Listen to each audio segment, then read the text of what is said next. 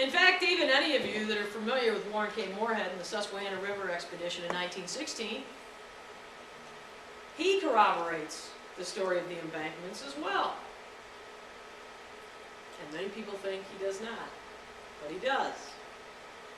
Here's the deal. This is a map from Tiger Point Museum, as a matter of fact, and it shows you where the test pits by Moorehead were done. You see, this was in the summertime, 1916.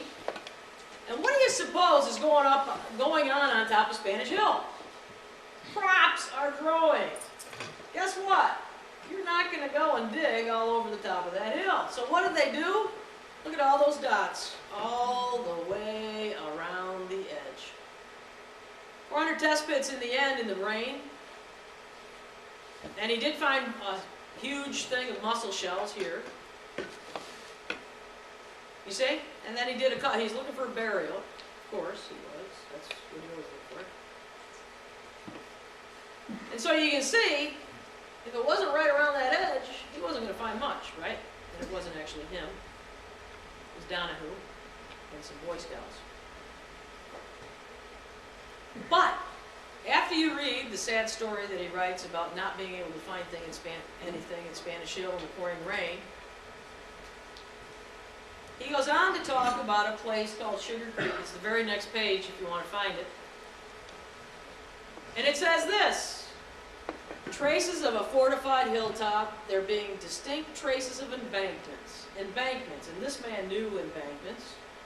This being smaller than Spanish Hill, but it resembled the same.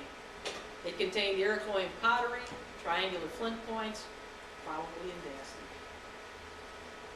So in 1916, Warren K. Moorehead reports, guess what? There were embankments on top of Spanish Hill.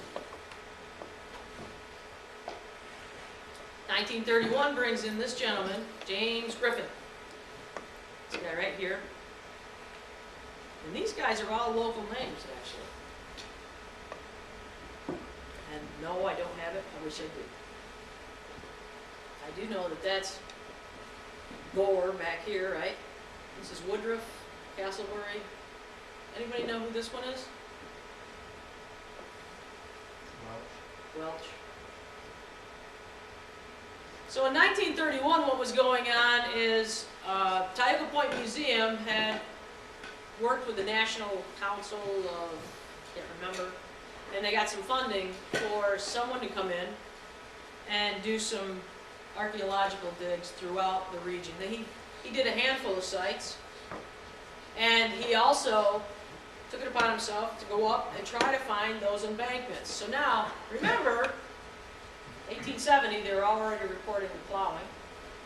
1931, okay? 60 years had gone by.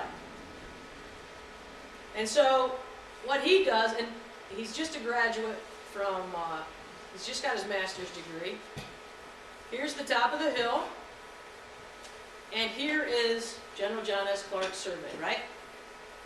Well, when you go to his report, what you find is he actually uses this image to show what he did on Spanish Hill, like this.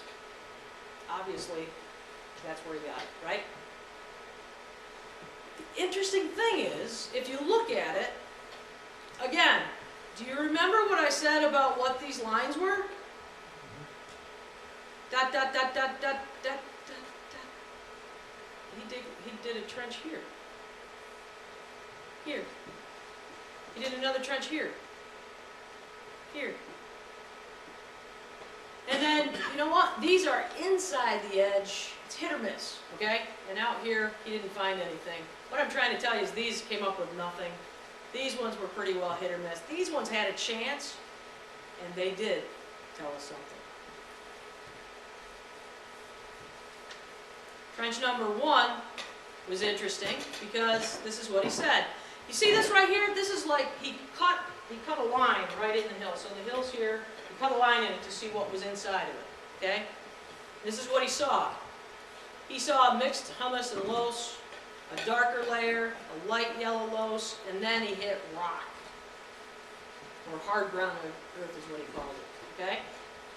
And he figured at that point there was nothing underneath there. That was the very earliest That was straight off the glacier, okay? And then this was earth that had built up over the years, okay? So that's what he thought he saw. But in that mixed darker humus, at the bottom of this dark layer, charcoal and colored earth were found. Light yellow loess and hard brown earth.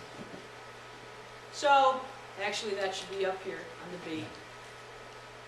How did charcoal fire pit, charcoal and burnt earth occur underneath that if someone hadn't been underneath there when it occurred? You see what I mean? If all this had occurred, then how did that get here? Trench number 3 said there was a potsherd found there as well. So out of those 3 that had a chance, 2 of them actually pulled something out. And he doesn't say at what level or anything else. And in the end, his final statement was, from the work of the summer of 1931, the embankment, he even calls it the embankment, does not appear to have been made at one time, and if the evidence of the fire of Trench 1 is an Indian origin, it would indicate that the occupation antedated the construction of the embankments by some considerable amount of time. That's what I just got done telling you. If it really was Indians that were there before all of this earth occurred on top of it, then it would have been a very long time. Or earth had been moved to make that. And we know that there was plowing occurring and that other people saw embankments. So God knows what he saw and what created what he saw.